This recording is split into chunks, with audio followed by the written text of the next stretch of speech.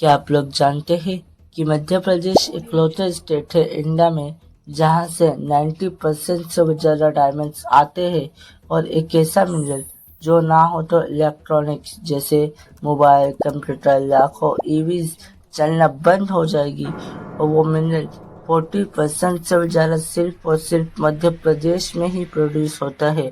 इसके बारे में पूरी तरह से जानने के लिए वीडियो को आखिर तक जरूर देखिएगा। नंबर 2, मध्य प्रदेश ये एक स्टेट है इंडिया के सेंटर में। इस वजह से इसे द हार्ट ऑफ इंडिया भी कहा जाता है और इसका नाम भी इसी के ऊपर रखा गया है। मध्य ये एक हिंदी शब्द है जिसका मतलब सेंटर, बीच में होता है। और प्रदेश ये एक संस्कृत से लिया गया शब्द है जिसका मतलब कोई भी रीजन या कोई इलाका होता है। इससे बना मध्य प्रदेश। नंबर 3, मध्य प्रदेश का लैंड एरिया 3,08,000 स्क्वायर किलोमीटर के करीब है, जिससे कि ये नेपाल देश के डबल साइज के बराबर है और ये इंडिया का 10% के करीब एरिया कवर करता है, जिससे कि ये इंडिया का दूसरा सबसे बड़ा स्टेट है राजस्थान के बाद। और ये 5 इंडियन स्टेट्स के साथ अपना बॉर्डर शेयर करता है, जो है राजस्थान, उत्तर प्रदेश, छत्तीसगढ़, महाराष्ट्र और गुजरात।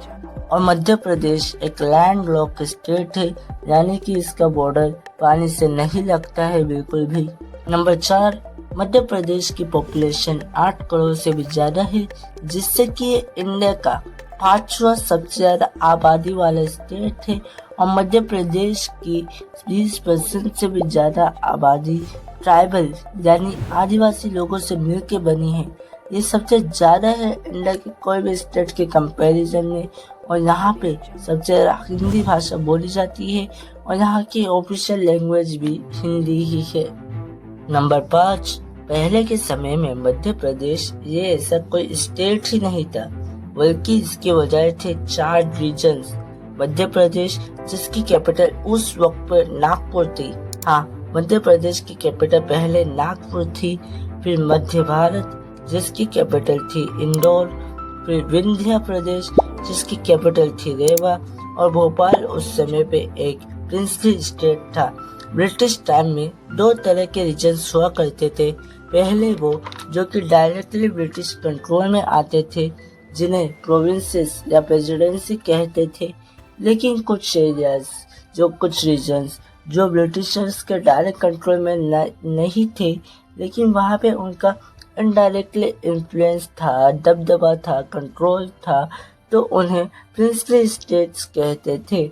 और भोपाल भी उस वक्त पे एक प्रिंसली स्टेट्स था।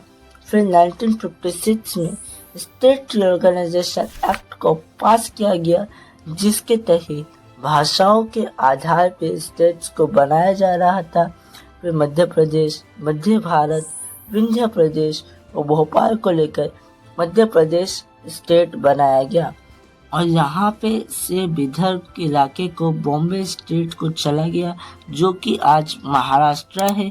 ऐसे ही फिर 1 नवंबर 1956 को मध्य प्रदेश स्टेट बना। इसलिए आज भी 1 नवंबर को मध्य प्रदेश स्टेट को सेलिब्रेट किया जाता है मध्य प्रदेश स्थापना दिवस करके। और फिर नागपुर जो मध्य प्रदेश की कैपिटल थी, वो जब बॉम्बे स्टेट जो कि आज का महाराष्ट्र है उसको दे दी गई।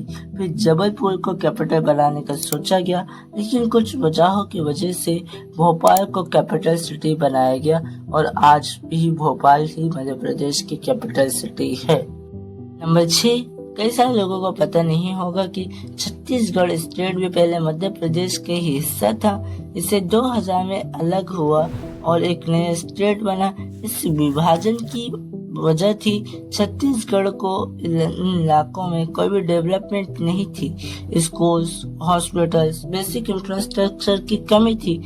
और यहाँ पे इंडिया के 5वें सबसे ज्यादा आयरन और कोयले के रिजर्व्स थे और भी कई सारे मिनरल्स थे, लेकिन यहाँ पे उस लेवल की फैसिलिटी नहीं मिलती थी। सारे फायदा सेंट्रल मध्य प्रदेश को जा रहा था। कैपिटल सिटी भोपाल भी यहाँ से 500 से 600 किलोमीटर तक दूर थी। इस वजह से 1 नवंबर 2000 को इसे अलग करके एक नया स्टेट बना दिया गया।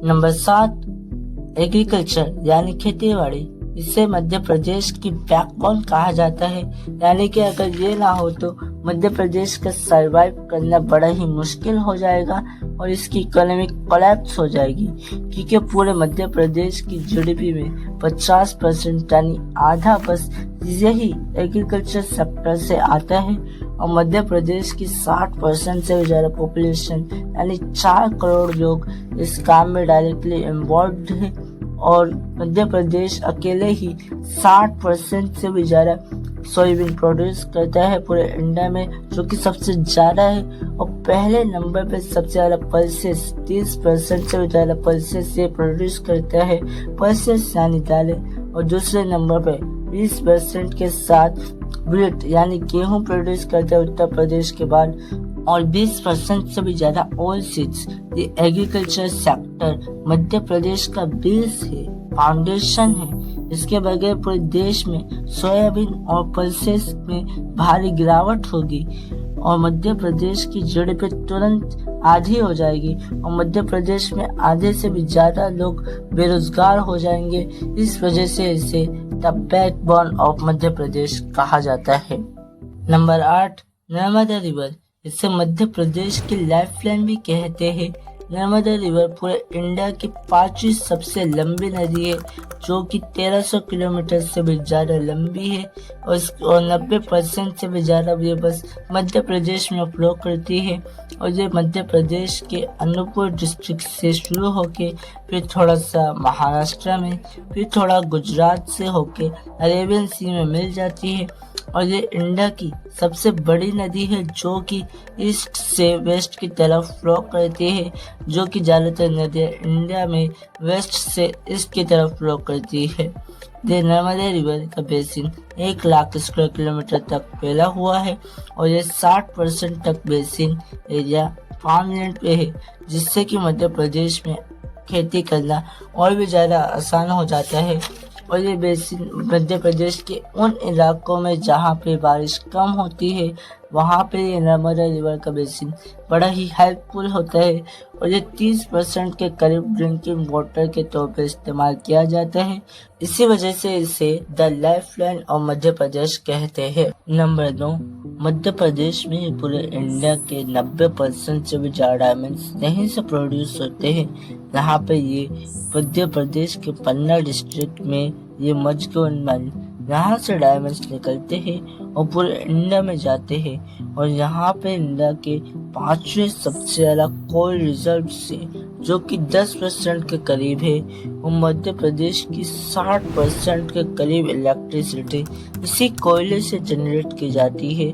और एक ऐसा मिनरल जो कि 40% तक बस मध्य प्रदेश में ही प्रोड्यूस होता है, ये है मैंगनीज। ये ज्यादातर इलेक्ट्रॉनिक्स बनाने में इस्तेमाल किया जाता है। अगर फिर भी हम इन्हें बनाए ये इलेक्ट्रॉनिक्स को, तो ये बहुत ज्यादा महंगे और लेस एफिशिएंट हो जाएंगे। इसी वजह से मैंगनीज का इस्तेमाल किया जाता है इलेक्ट्रॉनिक्स को बनाने में।